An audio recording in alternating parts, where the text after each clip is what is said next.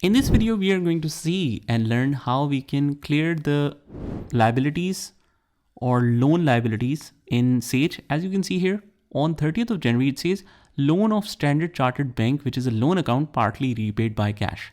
250,000 is the amount that we are clearing. But to understand this, we need to check sheet 1, where we have all the ledgers. So if we scroll up on the opening balances, we have opened a Standard Chartered bank account, but that is not a bank account really. That is only to obtain the loan. So this is a liability account. Against this 500,000, now we are planning to clear 250,000. Let's see how we can deal with this in Sage. So in Sage, just go to the banking area if you want to enter it through journal entry. I recommend you to enter the journal entry because that's most convenient way of doing this.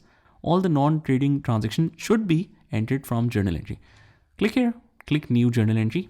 Transaction date is 30th of January. Reference number, we can put any reference number here.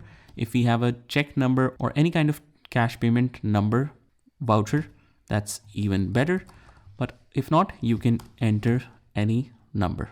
The liability is already recorded as I have shown you in sheet 1. That is recorded as an opening liability. So we will choose that liability account. Since the liability is reducing, we will debit that. Just make sure you selected the right account, and we can just copy and paste this narration right here. Paste it. In the debit, we will paste 250,000 or write 250,000 manually. Tab, go on the second line, and we are paying it by cash. So cash 250,000, and that's how we do it. Click on save. So that's how we can enter the liability payments in Sage. Just try this by yourself, and I will see you in the next one.